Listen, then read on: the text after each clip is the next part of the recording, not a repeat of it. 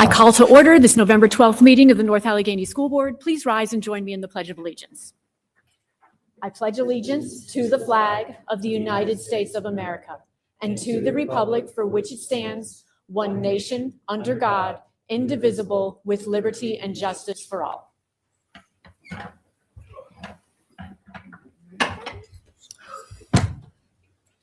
Okay, we will move on to our calendar review.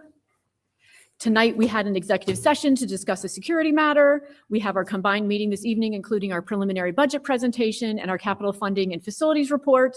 On December 3rd, we will have our reorganization meeting. And on December 10th, we will have another combined meeting, and that will include the NA Foundation annual report. Now we will move on to our two reports this evening. Dr. Hyland. Thank you so much, Mrs. Warner. We do have two presentations tonight. The first one will be by Mr. Hauser, and he will do our preliminary budget presentation. And following up, and I'm sure he'll be part of also the next presentation with Mr. Chabola, our capital funding and facilities presentation. So with that, I'm going to turn it over to Mr. Hauser. Are we on? Okay. Thank you, Dr. Hyland. Thank you, Mrs. Warner. First off, I'd also like to thank my team for helping pull this together. Lynn Raygard is here with me, so thank you very much, Lynn. And yes, we'll be going over the budget and the budget presentation for 26-27. As we look into our finances and our future budgets, we do want to remind everybody that we do take a look at our strategic goals, our 5 strategic goals, and include them as we go through and prepare our budget and as we look at future expenses. So tonight, what we'll be going through, we'll start off with the 24-25 results, kind of where we've been. Then we'll go back to where we are and look at the 25-26 forecast, our risks and opportunities for the current year, where our cash is, where our growth rate is, and then going and looking forward at the preliminary look of the 26-27 budget. And then we'll go into our 5-year outlook and then our capital funds and debt update before we get into the capital funding plan. So looking back at 24-25, we're in the middle of our audit. It's actually on schedule to be completed in the standard time frame in early December. And then we'll have a January presentation on the audited numbers. But these are pretty much firm, just noted that they are unaudited at the moment until they're finalized. But if you look at our revenue from last year against budget, we were $19,000 off of our estimate, our initial estimate, at 0.0%. And on our expenses, we were about $587,000 favorable, so about 0.3%. So we were pretty close to our initial budget and actually beat it by about $600,000. And we were able to increase our fund balance to $29.4 million, approximately 14.4% of the 25-26 budget. On the expense side, there were some pluses and minuses. Most notably, things that we continue to keep an eye out for is our third-party transportation costs and also our outside tuition costs. Those were some of the larger negative variances where we had some positive variances on medical renewal rates and some supply savings. When we look in our current year, what's happening in 25-26, right now, it's still early in the year. We're holding at our budget. Our forecast is holding at our budget. And as we get a little bit more into the year, into December, January timeframe, we'll be able to look at a lot of our run rates and be able to incorporate where the pluses and minuses are actually going to fall out. Where we're looking at our risks and opportunities, earned income revenue, we're seeing a little bit of positive there. But in current year refunds, we might have some risks there. On the expense side, we're still looking at our salary mix and open positions. And as the year progresses, we'll be able to look into those numbers a little bit better. And the things that we're keeping a very close eye on the expense side is the third-party transportation costs and tuitions in the current year. Again, overall, we're still tracking to budget, but there are just some unknowns that we don't know at this time. From a cash management perspective, where our current cash is. In the general fund, we have just over $109 million in the bank right now. The reason why it's so high, it actually peaks in September and October timeframe because of all the tax collections that are due in August and September. And then we spend that balance down throughout the year. And then on the capital reserves, we have roughly $9 million. And then in the technology fund, about $2.3 million. And then in the 2019 bond fund, we'll have $3 million that we're spending down. This is where our cash is and invested in. We're always looking for opportunities to maximize the interest earned on our cash. Note that we do invest in school code compliant investments only, and we always continue to look for those opportunities. Something to note, the Federal Reserve did just last month decrease the interest rates a quarter point. We're still looking at what they're going to be doing in the future. There's a high likelihood that they might decrease it another quarter point coming up here, if not by the end of the year and early next year. And something to note that every quarter of a point that it decreases costs the district about $185,000 of earned income. Growth rate, where we're sitting at as of October 31st, and this is the assessed value growth rate. So this is where we look at our entire district and the home value and the property value. And this really determines of how much revenue we can expect for next year. The long-term average has been over 2%. I've seen it as high as over 3% the past couple of years because of the drop in the common level ratio. The significant drop in the common level ratio really hurt us on the growth rate. And right now, going into next year's budget, we're at negative 0.14%. We still have some time on that. And for our budgeting purposes for 26-27, you'll see that we used a 1% growth estimate. So we do have some ground to make up to get to that 1%. But we do have some time, and we'll see what happens at the January blotter. We'll have a little bit more information. Every year in January, the county releases a blotter, which has some of the new additions that comes on to it that are not incorporated at the moment. So as we look forward to the 26-27 budget timeline, right now in the fall, we're part of the data collection phase, where we pull everything together, get our initial estimates, and then we'll pass the Act 1 resolution if we feel that it's appropriate, which we do, which basically will state that we will need to raise taxes above the allotted index for the following year. Then, as we continue to work on our estimates, we'll go into the proposed final budget in March and April. We'll pass that, and then May 20th, we're expecting to pass the final budget. So the key variables for the 26-27 budget that we're taking a look at is, number one, the real estate growth. As I mentioned before, we're using the initial estimate of 1%, which is up from prior year of 0.74, but we'll continue to monitor that to see if we hit that. We're looking at interest rates. We're also looking at staffing mix. It's still early in the year. We don't know what the staffing mix is going to look like next year as we incorporate new contracts, any efficiencies, any retirements, et cetera. All of that still needs to be incorporated because there are a lot of unknowns at this point in time. We're also estimating medical costs because the 2027 rates are not known. Same with the 2026 enrollments. We're in the middle of open enrollment right now, so we still have to finalize all that, what it's going to look like for next year. And then we're just using an estimate for the 2027 rates. PSERS rates is another key variable. Right now, the state is estimating it to be 34.72%, up from 34% in the current year.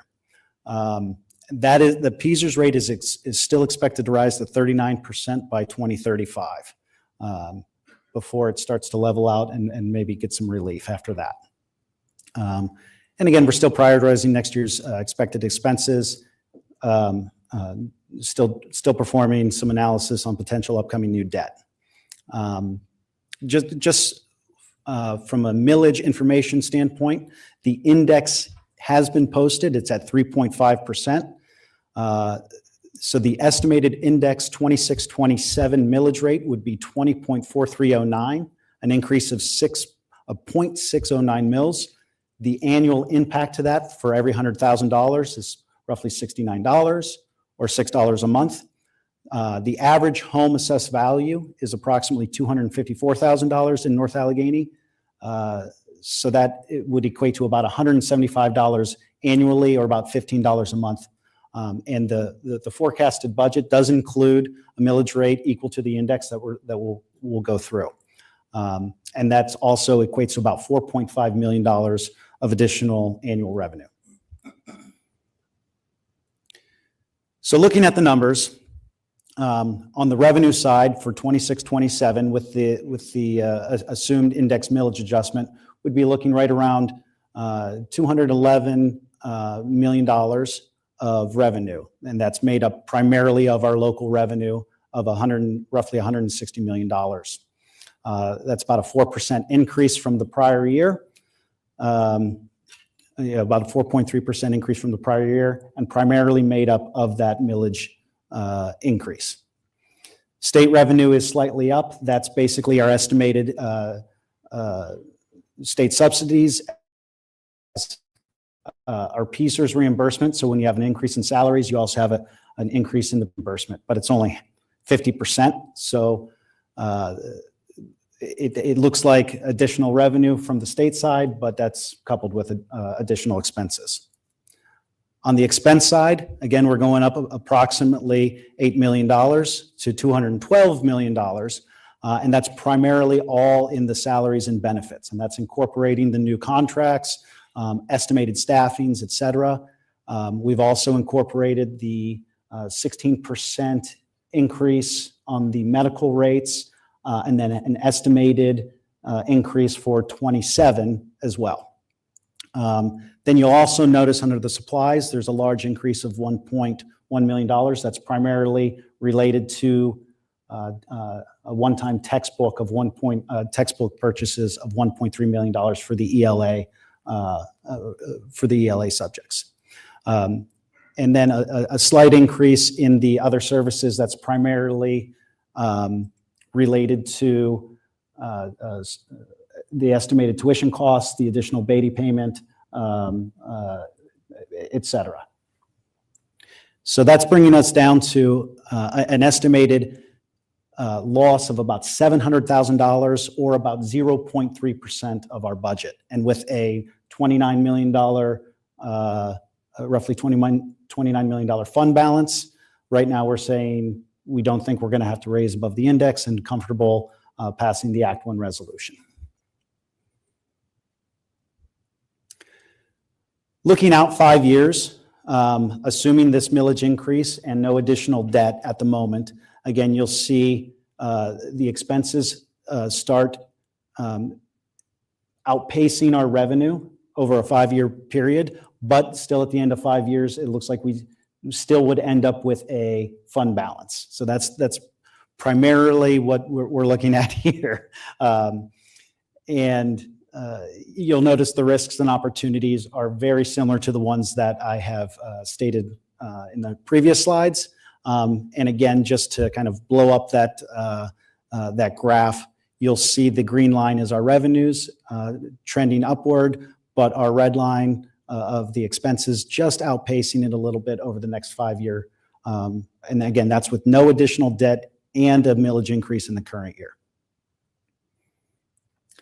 When you look at our historical millage rates and compare it to the county, there's 41 comparable school districts in our county, and the average millage rate is 25.6997. We're sitting at 19.74. We're the fourth lowest and about 23% lower than the county average. And you'll see here with our direct comparators, we have been able to keep very flat millage rates for the past, really for the past 7 or 8 years, with just a few millage increases during that time, where some of our direct comparators you'll see every year is a millage rate increase. And here's the graph kind of blown up, and you'll see North Allegheny at the bottom in the yellow, just kind of keeping it very, very low against our comparators. So the next steps on the budget would be to really work with the controllers, the budget owners, the EC members on next year's budget request, and then update our projected staffing as the needs and efficiencies are realized as we walk through these.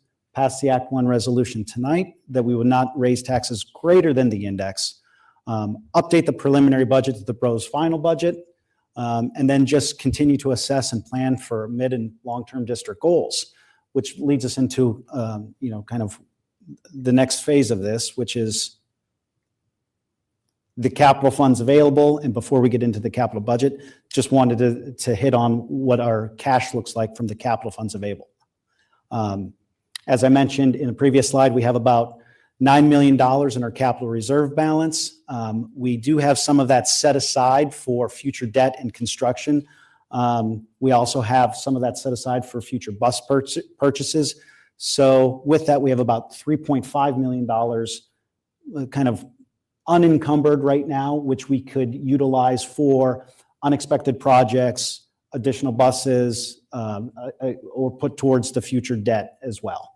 But that's what our capital reserve looks like. Our technology fund, we have roughly $2.5 million in cash, and we have projects cash set aside for those future projects and our sustainable infrastructure. And then the 2019 bond fund, we still have about $3 million left over from that, which we will be utilizing for the current year capital projects as well as next year's capital projects that Mr. Shabola will be going through.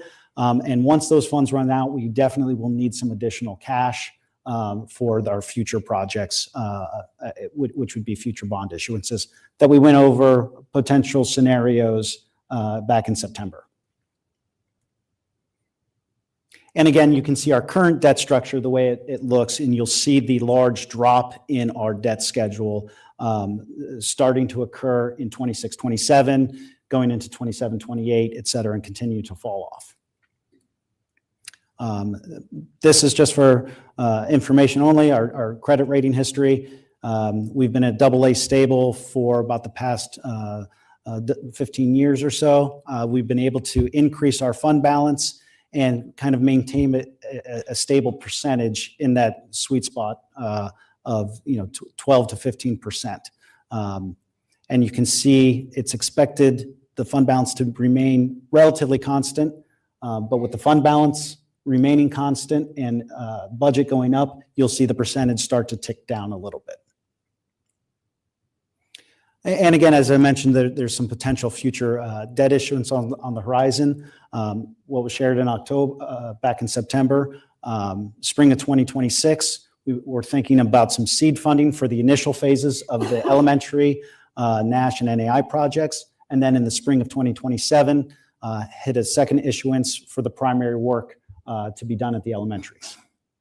And again, on the next steps for the debt would be to continue to incorporate the long-term projects into our planning and work with facilities to maximize the remaining 2019 bond proceeds. And before I pass it over to Mr. Shabola, I'm happy to answer any questions you have on this part of the presentation. Thank you, Mr. Hauser, and thank you to your team, especially those in attendance. Does any board members have any questions or comments on this presentation? Okay. Well, I will ask what I guess is somewhat I'm sorry, Dr. Gibbs, please go ahead. Yeah, I'm sorry.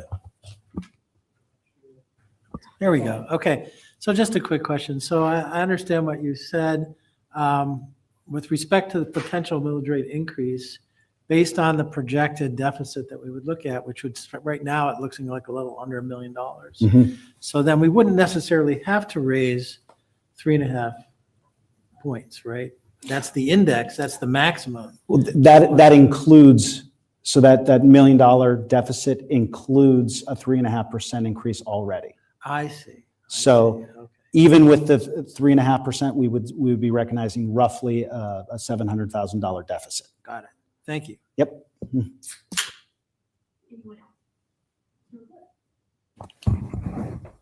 Thank you, Mrs. Warner. 0.3% variance positive on a $200 million budget is just amazing. So thank you for your efforts at accomplishing that. Given the intent to go out for a bond here in the next, 24 months, sooner than that? I don't know when Yeah, that starts.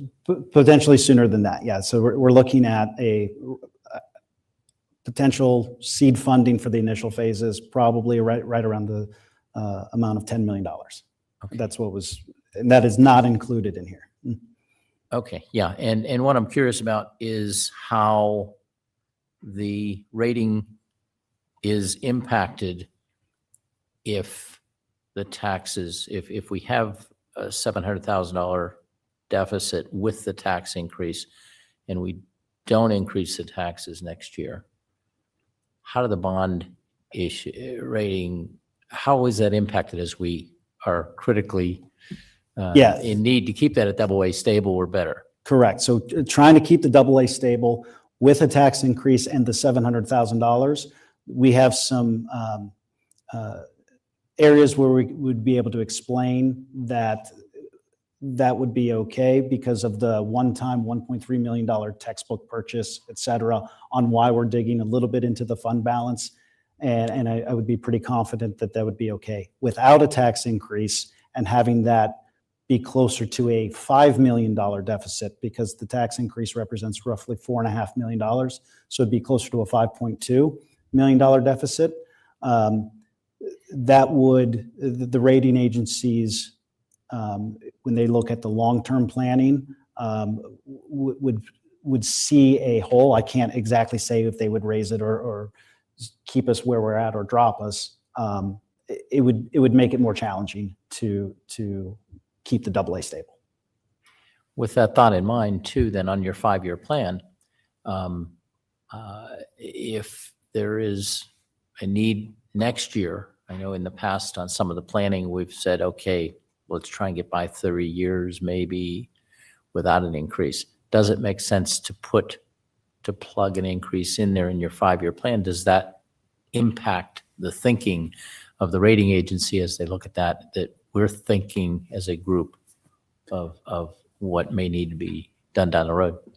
Yes, and we can put in estimate, like when we're looking at our 5-year plan, we can say, okay, we're thinking about targeting, this year, that year, et cetera, in the future, and show different scenarios. I haven't done that here tonight, looking at the short term, but when we're going through with the rating agencies, we can look at the levers that we would be able to pull in the future for different scenarios for tax increases in different years. Yeah. Okay. Last question. We did experience some wonderful growth for a number of years, 2-3%, as you mentioned. Is there any inside information to understand when this whole wave of appeals is going to be maybe losing steam? I'm hoping that happens and we've got that behind us and we're going to start to see more than a 1% increase in growth. So it's not just the appeals, it's also the percentage. So the appeals really hit us hard, which caused a decrease. But also when you go from 85% to 50%, that means your less number of properties are even eligible for an appeal from the district side of things. And when they are appealed, it's only about half as effective on the growth rate. So that we were getting it from both sides, both on the school district appeal side, where the appeal was, I'm going to say, less advantageous for us, and also the owner's appeal side, where it was completely negative for us. So that has started to subside in the number that we're seeing from the sheer volume. I'm going to say it is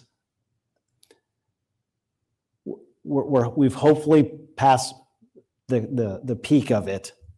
That being said, there could still be some more outstanding. I have to hedge my bets on that one just in case.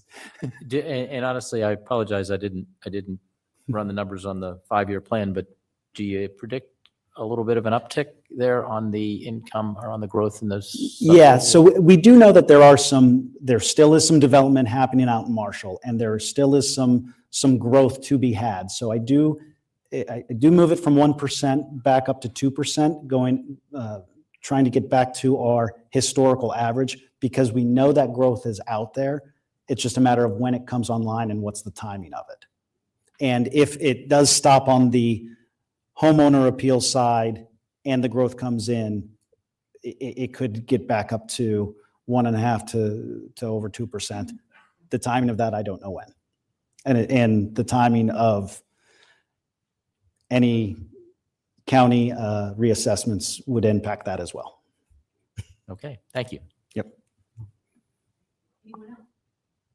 Anyone else with any comments or questions? One more question. Dr. Gibbs? So property values have gone up quite a bit though in the last couple of years, right? So why does that not help compensate for the decrease in the common level? So if you think about what the common level ratio does, so let's say a property value is worth $1 million and it was being assessed at, the common level ratio was at 84%, roughly. So if the property value was worth $1 million times the 84%, the assessed value would be at $840,000. If it goes up to $1.2 million, but now the common level ratio is at 50%, that same property is now only valued at $600,000 from an assessed value. So the market value goes up, but the assessed value would go down. Yep. Yeah, so I think maybe answer your question a different way is we do have growth, and we would have significantly more growth if we weren't offset by the negative impacts of the CLR, right? So we're doing better than we would be otherwise, right? And That's correct. I think maybe put a finer point on Mr. McClure's question as well, as we don't know when the common level ratio is going to peter out, but to your point, you are predicting in the next year or two that the impact of the common level ratio will be diminishing, and we're going to get back to our 2%. But that's a risk that we're projecting. So that's something we just need to keep an eye on. Correct. In this next couple budget cycles. Yes, and that is one of my the risks that I keep looking at, because that's a big unknown of where that's going to go. Anyone else? I appreciate both of you, Mike and Rick, making those points, because one of the comments I made going through this presentation was, is this 2% in the future realistic and can we count on it? But one thing I will note, Mr. McClure, is, I've been tracking in the accounts payable, actually, like every month, how much we pay on that refunds and reimbursements. And it does seem like it peaked back on the January agenda when it was $500K in refunds and reimbursements in 1 month, and so it has definitely decreased since then, but we're still doing refunds every month. Yes. And I guess what makes me very nervous is that negative growth rate. And I guess it was negative at this time last year and That's improved. correct. So it was a little bit more negative than what it was now, too. So I guess we can be happy about it being less negative. And frankly, you have done such a great job with our budgets and being so on track for predicting. I'm comfortable trusting you, but that doesn't mean I'm any less nervous about the negative growth rate. And I am still nervous about the common level ratio. But I'm also curious about, what are you most worried about when you look at the future? Yeah, so honestly, that is the number one thing that I get worried about, of where is this going to land and what's the outcome going to be with this from the county, with the assessed growth rate, with the common level ratio. The expense side is pretty predictable, easy to track. Occasionally, we do have one-time expenses here or there, and which are little blips. But the impacts of the growth rate compound on itself. So that's really when I look to the future on why that's one of the biggest risks that I see going forward. Yeah. Thank you, Mr. Hauser. I really appreciated this report. I appreciated even some of these little changes where you blew up the the fund balance so we could really get a better look at the Yeah. effect over time and just all the work that goes into it. Thank you, Ms. Raygard. Thank you to your entire team.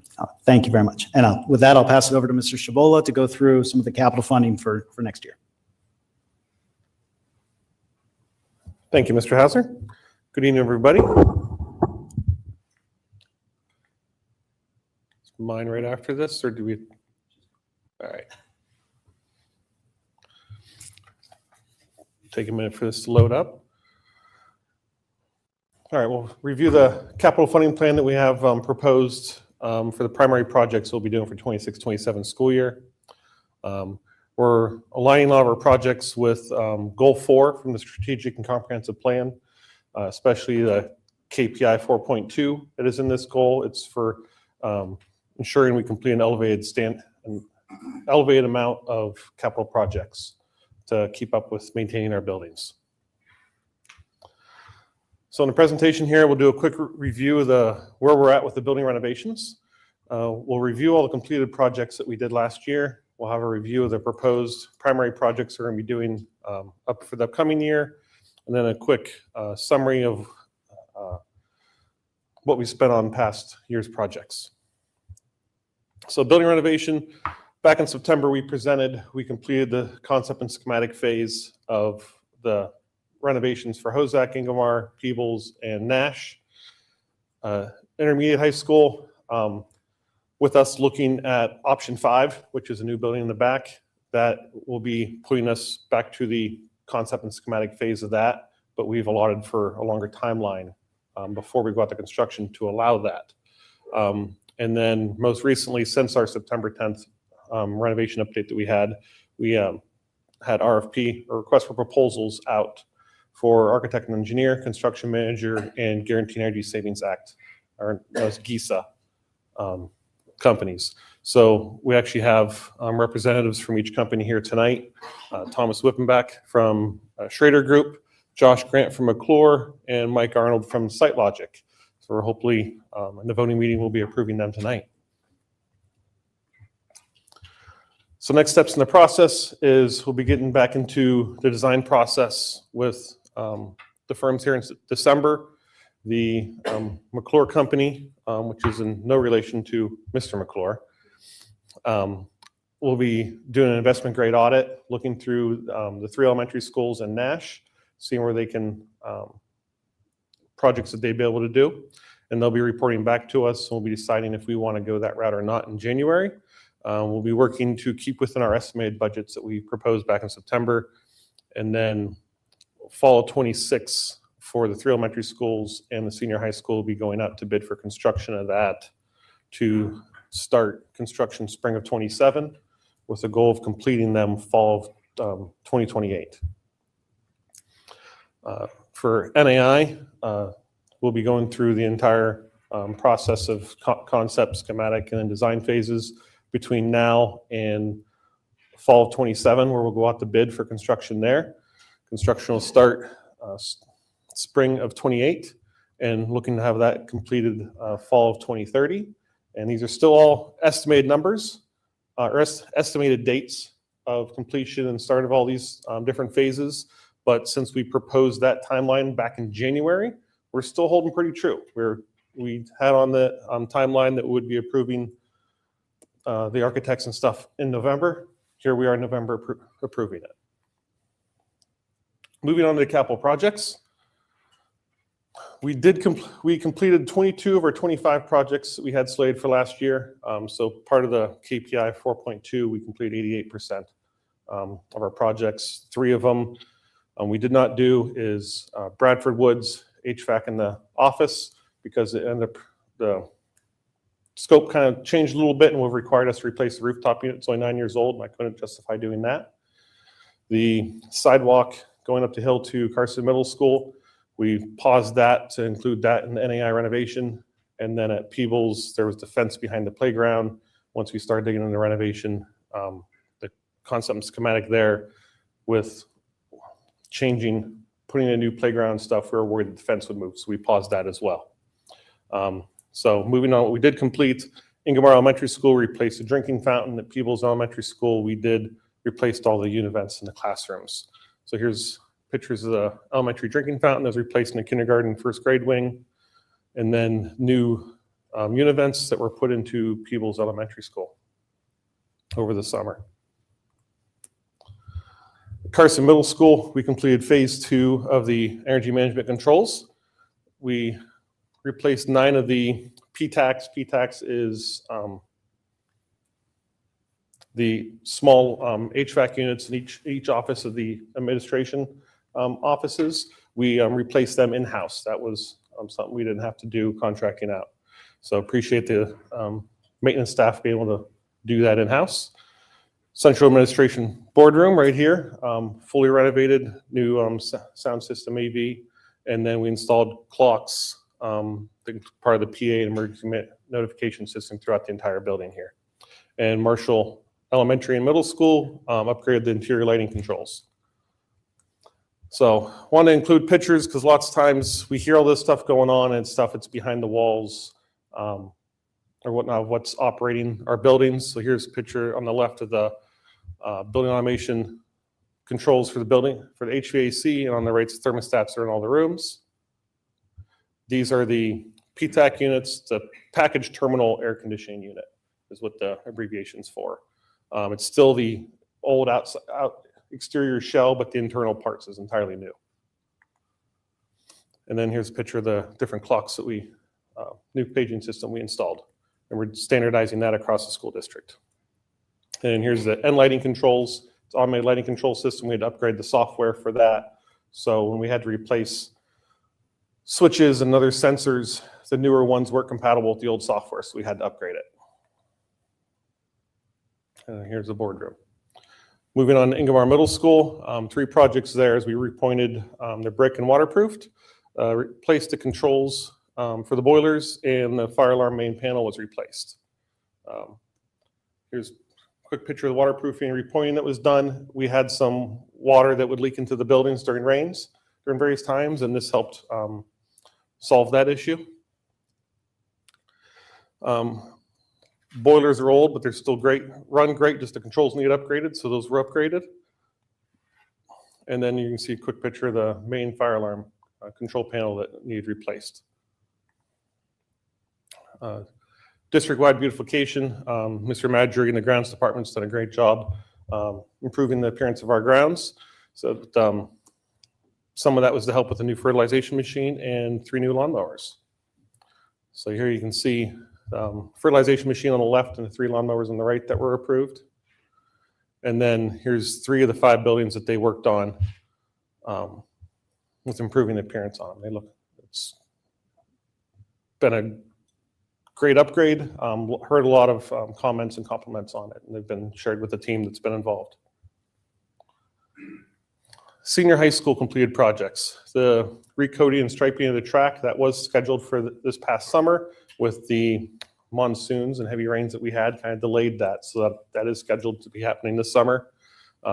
Weight room received some new equipment. Gym sound system was done. Pool locker room repairs. Air intake system for the kitchen refrigeration units. A main fire alarm panel was replaced here as well. And then some pointing and sealing of bricks on the up near the roof. We'll show that picture here in a minute. So quick picture of the new sound system, and then the speakers are up in the ceiling of the gymnasium at Nash. Here you can see on the left are the 3 refrigeration units for the big walk-in coolers and freezers. There was not good airflow in this room, so adding this exhaust fan helps greatly improve that to keep the temperature down and from this equipment failing, because it would easily reach well over 90 degrees in the room, and at the units it was much higher than that, not getting any airflow to keep them cool. New fire alarm panel here. Here's up on the roof. This is above the main entrance on either side. When you're pulling up to the school, you can see a couple areas that are higher. These are those parapet walls. They were allowing water to infiltrate during rainstorms and get into the classrooms below. Since this has been completed, everything's been dry. That is a wrap up of the projects that have been completed. Now moving on to the proposed projects. Bradford Woods Elementary School, all the steel that's around the building at your main entrance and other various areas, it's all painted green currently. It's rusting out at the bottom. So we want to get that fixed, get it all touched up so it's all matching and protected from the elements. Franklin Elementary School, we have old section of the roof up the front corner of the building wasn't replaced during renovation. The top layer of the roof, the granules on it have washed away, blown away, so it's exposing the asphalt top layer or asphalt cap sheet that they call it. The granules are on it are protecting it for the UV rays. So without those granules, that top sheet will deteriorate quickly. So we're proposing to do an asphalt coating or aluminized coating on it, and I'll give it a warranty for 10 years to help protect that. Carson Middle School and Central Administration Office here, proposing to replace 10 exhaust fans that are up on the roof that are either failed, not working anymore, or in desperate need of replacement. We're going to do the final phase 3, the energy management controls, which is mainly the Central Administration Office and the boiler room here for that. The auditorium, the side and the side curtain in the back are in poor condition. They're getting frail, they're getting ripped, so we want to replace them. And then the domestic water heaters are in need of replacement. They're over 20 years old. Parts are obsolete for them. We currently have one down, so we want to get both of them replaced. Ingomar Middle School, repeating our 10 exhaust fans there because they're old and not need replacement. Both these buildings have been 20 years since they've been renovated. And then we have 2 classrooms that are a little different from the rest.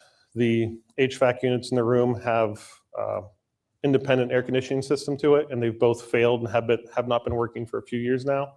But currently they're being used as a full classroom, and they need to have that cooling. So we're quote there is to replace both those units. There's 2 univents in each room, so it's actually a total of 4 for that price. Senior high school, the fence at the softball and baseball field are in need of repair. The bottoms of them are starting to rot out, so it'll be a safety concern there. The gym bleachers at the high school gym is scheduled to be repaired this summer, or replaced this summer, and that was an item that you actually voted on earlier this school year because of the long lead times. So that's why we advanced that for this project. And then the greenhouse repairs, the storm back in April caused damage to the greenhouse where it's not usable. The entire thing needs replaced, so insurance can be covering parts of it. There's other parts they aren't going to be covering, so I wanted it covered in there so we can get it fully functional because they want to start utilizing that greenhouse once it's done. Newman Stadium, electrical panels there are completely full and the breakers are getting hard to obtain, so we want to replace a couple of the panels there to be able to provide us growth in the future and to be able to provide electricity to the garage for grounds that's behind them. Barrow Athletic Center, we need to replace the gutters on that. They've been rotting out, getting little pinholes in the bottom of them, and we've tried to repair them 3-4 times. I've tried to repair them last year, and it's still not working. So we're getting the wet spots on the ground, and this time of year it creates a slip and fall hazard because when it's constantly dripping, it's freezing on us. Transportation and Facilities Building, electrical panels there. The breakers are obsolete. We can't get them. And we've had some issues where the breaker trips, but it's not showing that it's tripped. So that's a hazard. So we want to get some of those panels replaced. And then district-wide, I'd like to purchase some additional snow removal equipment. Our contract with our third-party contractor now is expiring in another year or 2. And each year we're taking on another additional property. This year we're taking on, I believe it's Franklin. They still have Nash, the Marshall campus, and Bradford Woods. So they'll get some additional equipment for us to be able to handle that in-house. And then kitchen hot well serving tables, like to replace a couple of them between Carson Middle School here and Nash Senior High School. We've been doing a lot of repairs on those, and they're not reliable, and the kitchen staff certainly need those up and running and reliable. So summary, you can see projects that we completed the past years. Between the 23 and 24 school year, we completed around $4.5 million. 24 and 25 school year, it's close to 2.7, along with Last year was 2.8. This year, we're down a little bit at 1.9 million, but that's because, as Mr. Hauser alluded, we're wrapping up the funds left in the 2019 bond. So it's been great. We got 6 years of capital projects will be completed out of that. And of all these, the funds, it does not include any of the technology projects or the pre-construction costs that are planned for renovations. Are there any questions? Thank you, Mr. Chabala. Does anyone on the board have any questions or comments? Dr. Gibbs. Yeah, I have, maybe it's a silly question, but regarding something like snow removal, I don't have a sense whether it's more cost effective to bring that in-house, buy the equipment, maintain the equipment, pay people to run the equipment, as opposed to contract with an outside contractor to come and remove the snow. So can you just fill us in on that equation and how that works out? Yes. So the third-party contractor we use now, this past year, they had 4 school grounds to take care of, and we have 12 total. We spent $180,000 on that. It was a heavier winter, so there's been some winters where we only spend 90. But if you take it on average over a 10-year span, we're spending $1 million on that. To add a few more pieces of equipment and the staff, we're not going to spend that $1 million over the next 10 years. We have the staff. We have 12 people on grounds. We have 12 people on maintenance can help assist as well. Adding the equipment won't be just used for winter. It's also used all year round. We try to make sure what we purchase is be able to be utilized all year long to help us keep doing projects in-house. You're welcome. I want to add on to that, but we also have space to store this new equipment also, correct? So that we can maintain it well, like it'll be stored properly, that kind of thing? Yes. Okay. It's not, have to juggle some things around that some other equipment can be outside, like some of our other trucks or something like that, while the trucks with salt spreaders and stuff can still be maintained inside during the winter time. Okay, great. Thank you for your patience, Mrs. Blackburn. Go ahead. Thank you, Mrs. Warner. The other thing that I'll mention as we talk about outsourcing, because I always hear, oh, would it be cheaper to get, another transportation company or something like that? When things are done in-house by your own employees, you have control over it. We can make sure that the snow is removed and so forth. And when you outsource things, you really don't have the control that I think we'd like to have control over. And right down to things like making sure the person operating the equipment has clearance checks and things, because we're operating where there's sometimes minors and so forth that we want to make sure that all the employees are safe for our students. So there's a lot of bonuses with keeping things in-house. Thank you. Thank you, Mrs. Blackburn. Anyone else with any questions or comments on Ms. Hardy? Thank you, Mrs. Warner. I just have a simple question about the kitchen hot well serving tables. Is that something that is going to be covered by the cafeteria fund? I'll let Mr. Hauser answer. Yeah, so the hot well tables are something that would be eligible to be covered by the cafeteria fund, and that's the primary source that we're looking into using for that one. Excellent. Thanks so much. Thank you. Anyone else? Mr. McClure. There we go. Thank you, Mrs. Warner. To the point about the snow removal and the landscaping and all of that in-house, that was a discussion probably 7-8 years ago to bring that in-house, partly out of cost, but also out of control, to Mrs. Blackburn's point. Quality and controllability and having things done on the schedule that we needed to be done was a big piece of that. I think ultimately it is a bit of a benefit cost-wise, but that's not necessarily the first point. Thank you for highlighting the water fountain at Ingomar Elementary. You're welcome. That's a small item. Dr. Highland has supported a program where each of us board members go and sit in these schools at various times, and probably the single biggest issue that the students were asking for last, whenever it was, May or so, was, when are we ever going to get that fountain changed? So it was a silly little thing, but boy, you made a big impact at that building with the students and with the administration there. So thank you. Thank you.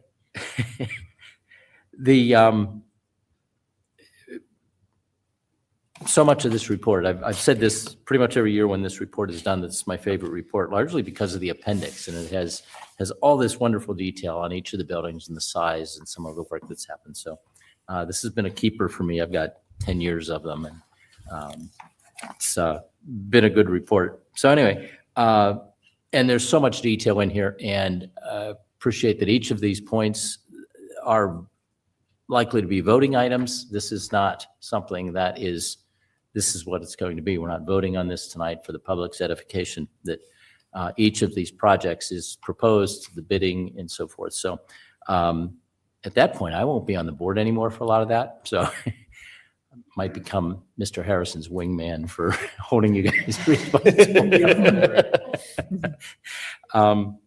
And one other point is, remind me of the cost of the end lighting, interior lighting controls upgrade software at Marshall. What was that cost? The end lighting on there ended up being $7,800 for each building. For each building, okay. And that's a software that was, I don't know if it was as old as those buildings are or if it's been upgraded in the interim. It was installed during the renovations. Those buildings were 9 years ago. Okay. Or 7 years ago. And I make that point with our future architects in the room because when we toured one of the recent buildings, we saw that and a really nifty lighting program. We really like light switches and maybe motion detectors, but these programs these systems tend to age out very quickly. And while they're pretty nifty and you get various options and you can dim the lights to be a particular mood, light switches are wonderful and much more economical. So thank you I'm glad you had that in there, and it was an appropriate timing. And as we move forward on planning for the elementaries, keep it simple. So, Yes. So thank you. That's all I had. Thank you. Good report. Thank you for that. I appreciate it. And I agree with you with the lighting systems. And I might have already made comments to our new firms that's what I would prefer as well. Anyone else? I would also like to say thank you. I really appreciate these pictures. The Ingomar water fountain, you really can't see that big difference there.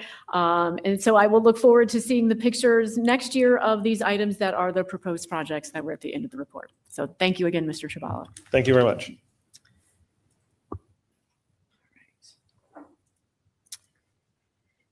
Next on the agenda is speakers on voting items. This is your opportunity to come up and speak on any voting item. There will be another opportunity to speak at the end of the meeting on any topic. Is there anyone in the audience who would like to speak on a voting item? Mr. Harrison. As you come to the podium, I'm just going to give my reminder that you need to state your name and your address, or you need to have given your address. No one's pre-registered because we don't have pre-registered speakers. You don't have my address on file by now. Yes, I'm not, you're right.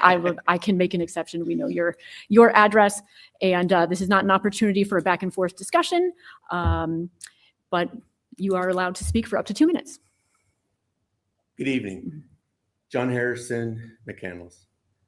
In looking through what you guys are going to be voting on tonight, I asked the architects and others that are in the room that there are needs for the district and there's wants. And they quite often are very far apart from each other. Everybody would love to have a district that has buildings that look like the Taj Mahal, but we are in a district that cannot afford to have a building that looks like that.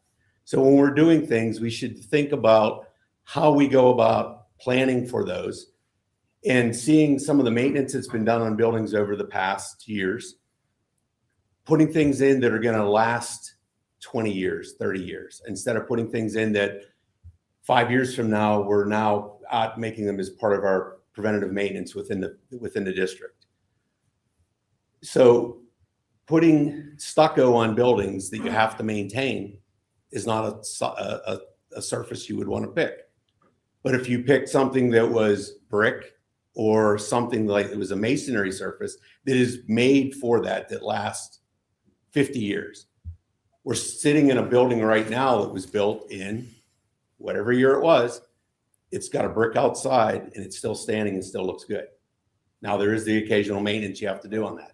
So when we're planning these things, we don't need to have a stadium that looks like what Pine Richland did, where when you come into the place, looks like you're stepping onto a small college campus. We're NA. We're already superior to everybody else. We don't need to go and spend all the money to make these buildings look like that.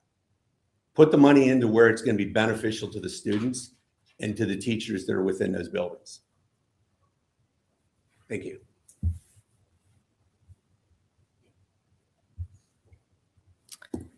Thank you, Mr. Harrison. Is there anyone else in the audience who would like to speak for up to 2 minutes on a voting item? Okay, seeing none, we will move on to our minutes. Ms. Hardy. Thank you, Mrs. Warner. This month, there are 2 items for board action, and they are to approve the minutes for the October 15th and October 29th, 2025 meetings, and I so move. Second. I assume there are no comments or questions on the minutes, so we are ready for the vote. The vote is open.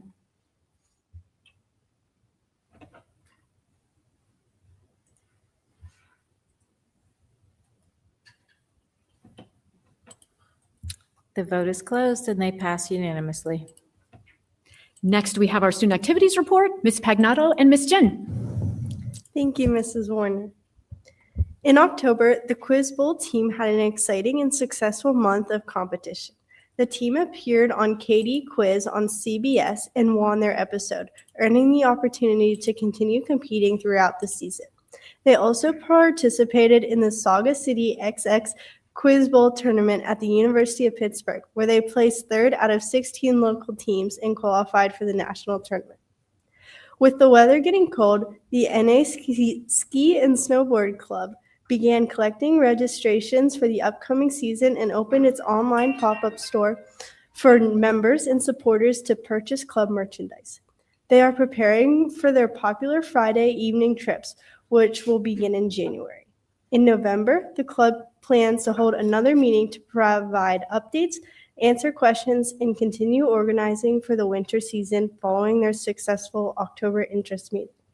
Lastly, on October 28th, the North Alleghenies Model United Nations team competed at the Pitt MUN High School Conference at the University of Pittsburgh, where delegates debated pressing global issues such as gene editing, resource allocation, and energy policy. The team achieved outstanding results. The North Allegheny received the Outstanding Delegation Award. In November, MUN will focus on preparing for upcoming conferences in 2026 by helping newer members gain experience through practice sessions and simulation debates.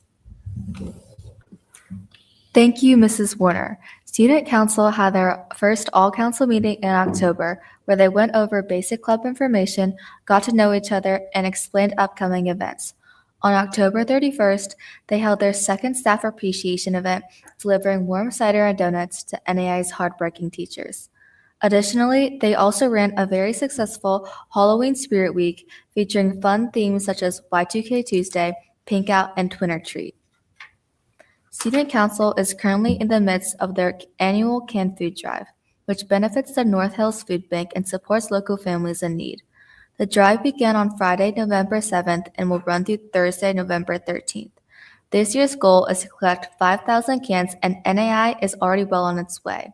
On the very first day alone, students brought in an impressive 620 cans, with a special shout out to Mr. Winchell's homeroom for contributing 151 of them. The council is looking forward to another successful drive this year. Additionally, Heart for Her had 2 meetings in October. They are currently planning a toiletries drive this month benefiting the Light of Life mission, which is a local organization that provides food, shelter, and hope to those who are struggling with homelessness, poverty, or addiction. Thank you both for updating us on what's happening at our high schools. Next, we have the curriculum report. Ms. Hardy. Thank you, Mrs. Warner. This evening in the curriculum report, there are 3 items for board action and 1 for information only. They include the NAI Spring Play, PUFs, the approval of an MOU between North Allegheny and the AIU Head Start and Pre-K Counts program, and Camp Conaquee honoraria. And I so move. Second. Does anyone have any questions or comments on these items? Okay, seeing none, we're ready for the vote. And Ms. Hardy, would you like to share your informational item? Absolutely. The information only item includes details on student teacher requests for the spring semester. Thanks, Mrs. Warner.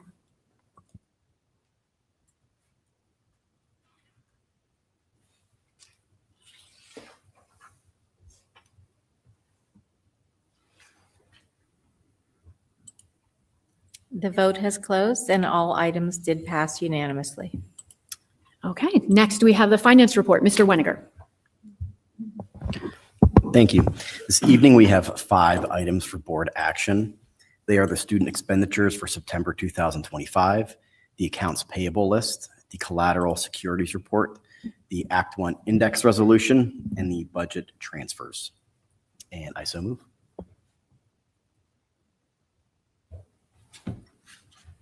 Second. Mrs. Blackburn, do you have a comment or question? I will be abstaining from item number 2. Thank you. Excellent. Any other comments or questions on the finance report? I just want to reiterate, Mr. Hauser mentioned this in his report earlier, but we are tonight voting on the Act 1 index, which in and of itself is not a tax increase. However, we are just agreeing that we will not increase taxes more than the Act 1 index allows. But again, to point out, he has included a tax increase in this upcoming budget. Thank you, Mr. Weniger. Seeing no other comments or questions, we're ready for the vote, and I will pass it back to you for the information items. And while we are voting, we have 2 information-only items this evening. They are the ending cash balance for October 31st, 2025, as well as the 25-26 October forecast. And as we reviewed with Mr. Hauser, we're still projecting a roughly $600,000 deficit. And hopefully, over the next couple of months, we get some positive information and can start to close that gap a little bit. But there's still some risks out there. So just remember our favorite word, no.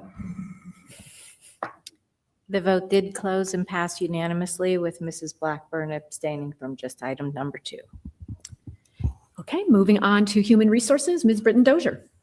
Thank you, Mrs. Warner. This evening, we have 7 voting items in the HR folder. The items include resignations and retirements, appointments, wage and status changes, leaves of absence, tuition reimbursement for additional education, supplemental contracts, and recognition for additional education. And I so move.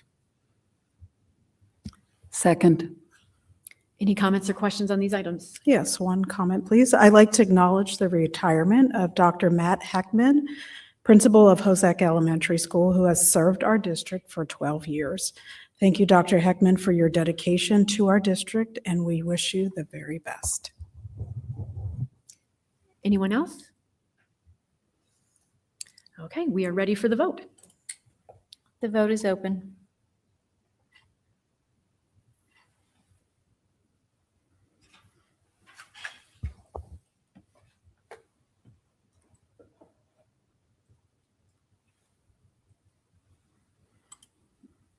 The vote has closed and all items pass unanimously.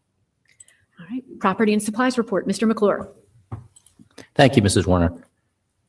We have 6 items for consideration this evening. The first being disposal of transportation equipment. The second, an MOU with Tender Care Learning Centers. The third, a contract with Operation Hero HQ work order system. The hiring of an architect for our projects, the hiring of a construction manager for our projects, and also the hiring of an energy management, energy savings company. And I move all 6 of those. Second.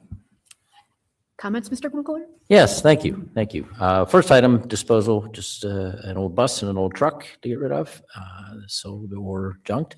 The Tender Care Learning Center MOU is a reunification agreement, emergency reunification.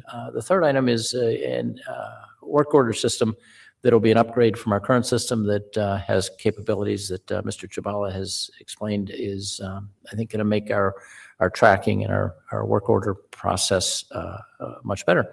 The other three are probably the big items of the night: hiring the Schrader Group Architecture for design of our elementary schools in our NASH projects. Site Logic is the construction manager. We've worked with them before. We're really pleased with the work they've done, and we're looking forward to working with them again. And energy savings, as noted, the McClure Company is not a relative. This is to do the GISA, which is the energy study, to help identify what opportunities there may be for energy savings in our buildings as we go through these projects.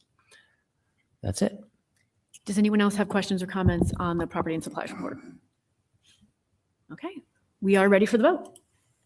The vote is open.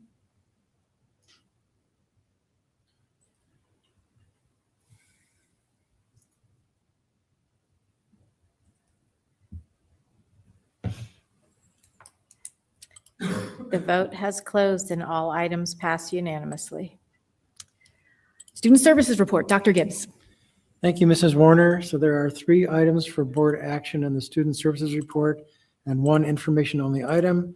The items for board action include a memorandum of understanding with TransPerfect for telephone interpretation services, another memorandum of understanding with TransPerfect for portal translation, and an agreement with the Alligator Intermediate Unit for deaf and hard of hearing services. And I so move. Second. Any questions or comments on these items? Okay. Seeing none, we're ready for the vote, and The vote is open. And the 1 information-only item are 2 student teacher requests in our district.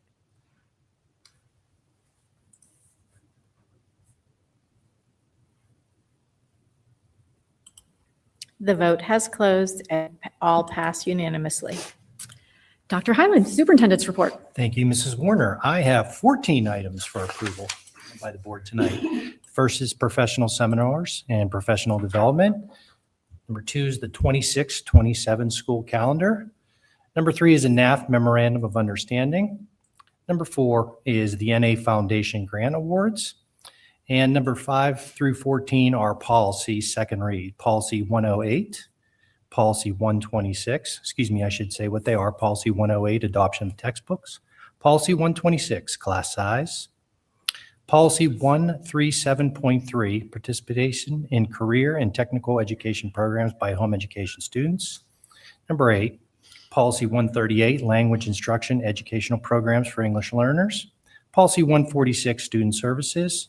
Policy 146.1, trauma-informed approach. Policy 305, employment and substitutes. Policy 307, student teachers and interns. Policy 142, migrant students. And Policy 307, principals and assistant principals, the retirement of. I will move those items. Any questions or comments on these items? I have a comment. Dr. Simkoviak. So I just wanted to point out that in this folder is $130,000 worth of grants by the NA Foundation. This touches our students in academics, athletics, arts, social events. And when you donate money to the NA Foundation, there is very little overhead. Almost 100% of your donation goes directly back to projects that impact your kids. So if you are considering a donation as we close out 2025, please do consider NA Foundation on your list. Thank you. Thank you, Dr. Simkoviak. And I agree, much gratitude to the NA Foundation and their trustees for all the work they do helping out our district. Any other questions or comments on this folder? All right, seeing none, we were ready for 3 of our board members to take their last vote. The vote is open.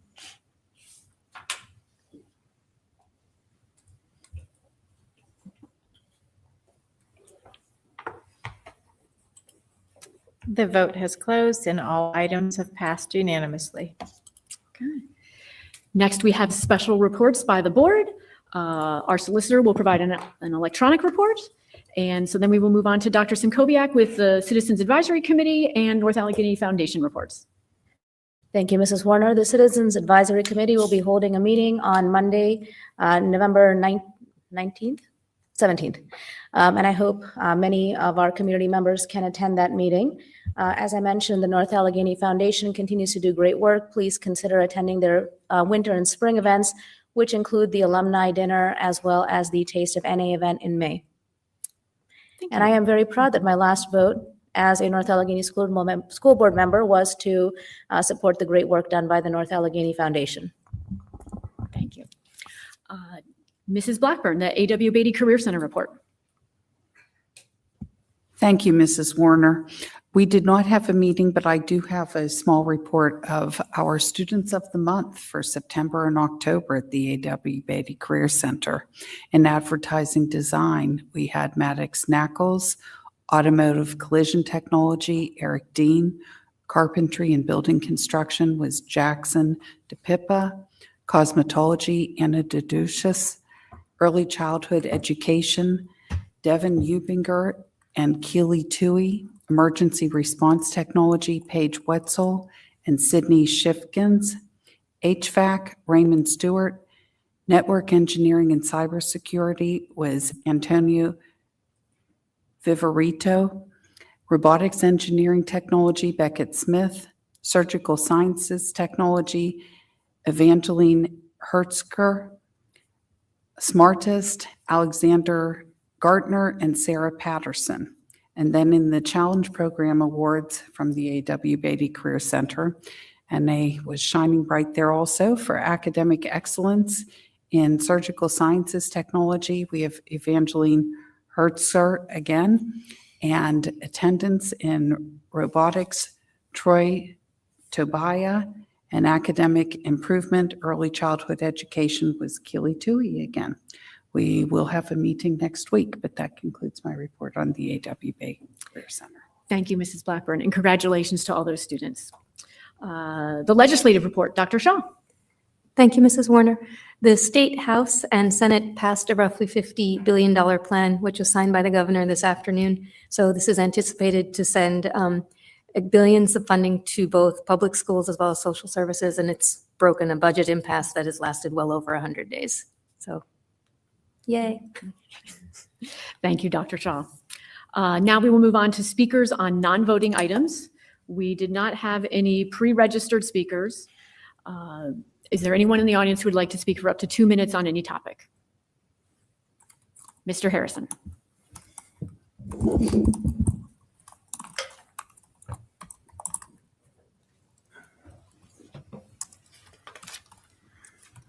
Rick, I will always take you up on your offer.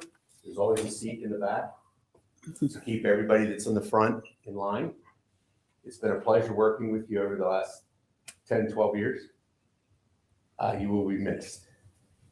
Vida, great job. You will also be missed.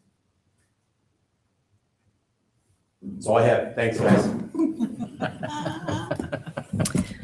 Is there anyone else who would like to speak for up to 2 minutes on any item? Okay, seeing none, we move on to closing items. I'm closing items. Okay, announcements and reminders. Is there anyone who, Mrs. Blackburn? Thank you, Mrs. Warner. I just also wanted to thank our 3 board members who are, they chose not to run again.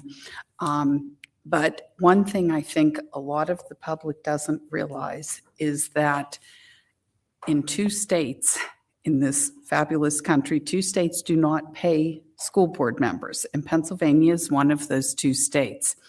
And I think it's a great thing because hopefully you're getting people who truly want to serve on a school board. There's no monetary incentive whatsoever, nor are there a lot of other great incentives. But what I will say is you get people who care. And so we've had some people who are now leaving, and they probably were spending well over 10 hours a week on the school board. As he mentioned, Mr. McClure has been on the board for many, many years and taken on a lot of different projects. And I really think that this whole district should be thanking all three of them for their service, because it is a service to the district. It's a service to the students, to the staff members, to every taxpayer in the district. And I do believe that we got some fabulous professionals who could be spending their time elsewhere. And we really had a group of people who decided to join the school board. And we really appreciate it. I certainly did appreciate it. So I wanted to give an extra thank you for all of their years of service to us. Well said. Thank Mrs. Blackburn. Dr. Gibbs, saw your hand first. I just wanted to add to what you said. I also want to thank the three outgoing members. I haven't been on the board nearly as long as many of you, so I'm just completing my second year, but I want to thank you all that for these 2 years, I think we've worked well together as a board, and I've come to respect all of you very much. And unless you've actually served on the board, you don't realize how much effort goes into actually trying to do a good job. So I just want to say thank you to all of you. Mr. Winiger. Thank you. Just to echo these comments as well. Mrs. Britton Dozier, I specifically wanted to thank you for your service. At sometimes we didn't always see it eye to eye, but I know I could always have an honest conversation with you and get your feedback, and I really appreciated that. Dr. Simkowiak, as an NA grad, I'm sure this means an extra little more to you. And I can certainly say that the district is in a better place now than when it was when you were first on the board. So it's a lot due to your work, and you gave your time and effort to make this district better for my kids that are still coming through, just like you had a great time when you came to this district. So I'm very much appreciative. And Mr. McClure, I will try my best to carry the torch as all these projects coming up. And I will do my best to throw in a couple neats and great adjectives like you were, well known to do. But I will be certainly calling you to pick your brain over the next couple of years, and I very much appreciate your help when I first started on the board a couple of years ago, and your kind of tutelage and helping me along the way. So I appreciate it, and thank you, all of you, very much for your service. Thank you. Anyone else? To Vidya, Leslie, and Rick, I'll cut right to it. What you did for the years that you were on here is a very thankless job. But I want you to know, on behalf of all the employees in this district, on behalf of the 8,600 students, you did a job and you did it well. And we appreciate your service to your community and your service to the district. It has been first class, and it has been an honor working with each and every one of you. So thank you. Anyone else? Okay.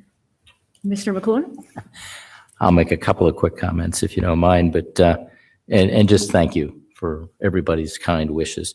Because 10 years ago, I stood at that podium and was applying actually for an interim position, so stood before the board at the time, and used the term curb appeal. And 10 years later, I have people coming to me saying, oh my gosh, that place looks awesome. You go up to Nash, go to a football game, come in this door out back here with flowers and all, and it's not expensive stuff, but it's really pretty neat to have that change. We had challenges through the years. There's been a long process. We actually have Mr. Chabala in his presentation tonight talk about the district-wide beautification. Very cool. So anyway, thank you for all the support through the years, all my colleagues, years on leadership. Wishing this board all the best and the new members coming on, a good time, and there's a lot to learn, a lot to do, and I think everybody comes at this with all the best intentions, and we wish them all the best in these future years. Thank you. Thank you, Mr. McClure. Anyone else? Dr. Simkowiak.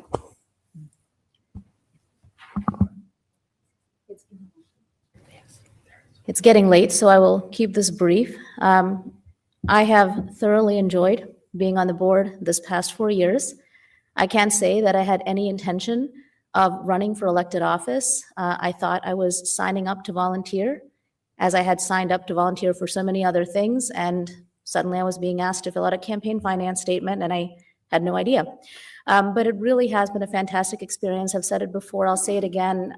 I really credit North Allegheny and the experience that I had here for the way much of my life has turned out to the positive. And it was my privilege to hopefully give something back to the community. But as I sit here in this boardroom and I'm looking around and I'm looking at the executive team that's sitting here, I would probably say that that is one of my proudest accomplishments. I'm looking at our senior executive leader. I'm looking at the people who lead on the academic side, student services, HR, facilities, technology, transportation, safety. And I'll be very honest, I don't trust anybody, and I trust you guys to lead the district and to do the right thing and to bring your expertise and your professionalism. And I hope that the next board in their governance role is able to support you, as I hope our board has the last 2 years and 4 years, I guess, with a different set. Ms. Britton Dozier. Thank you, Mrs. Warner. It has been an honor and privilege to serve as a school board member for the North Allegheny School District and community, and it was a responsibility that I did not take lightly. Thank you for trusting me with this opportunity, and I'm very proud, as some of my colleagues have noted, of the work that we've accomplished over the past 4 years. It was not always easy, but I learned during this journey that we have people in our district who serve as administrators, teachers, staff, and of course, board members who really care about our students and work to balance the interests of stakeholders while focused on what's best for our students. As new members of the board join next month, I wish them and my soon-to-be former colleagues the very best. I leave knowing the board is in good hands with this administration and board. Thank you to Dr. Highland and your team for the support during my tenure. Farewell for now. Anyone else? I would like to make a few comments. Vidya, I want to say how much I have appreciated your advocacy for transparency throughout your tenure, and also how much I appreciate you stepping up. Evening meetings are difficult for people, and so sometimes it's a challenge to find people to fill some of those extra roles that we have. And over the last 2 years, you have served as both the NA Foundation representative and the CAC chair, and I'm really grateful for you stepping up and doing both of those. It is so appreciated. Mr. McClure, you have been the rock in the property supplies report have you done that all 10 years of your service? Yeah. So that is a big hole to fill because you have filled it so well. It saved the district a lot of money over those 10 years. I'm so grateful for your service there. And I'm grateful and over the last 2 years, while I have been in board leadership, I have become even more appreciative of the time you spent in board leadership because I have seen what a challenge it can be at times. So I'm grateful for that. And also, I think this district owes you a wealth of gratitude for your willingness to stand up and take hard votes when you were taking a lot of flack for your decisions. And I will note that in our budget presentation today that we have had the same millage rate for 4 years, and that is in large part because you were instrumental in making that decision to raise our millage rate 4 years ago, and we are all reaping the benefits of that. Ms. Britton Dozier, I have just been always so impressed by your poise, your professionalism. I know all our board members have lots of commitments, but I've always admired your ability to prioritize and dig deep on the issues that matter to you most. And I think that's one of the ways you have served the district really well.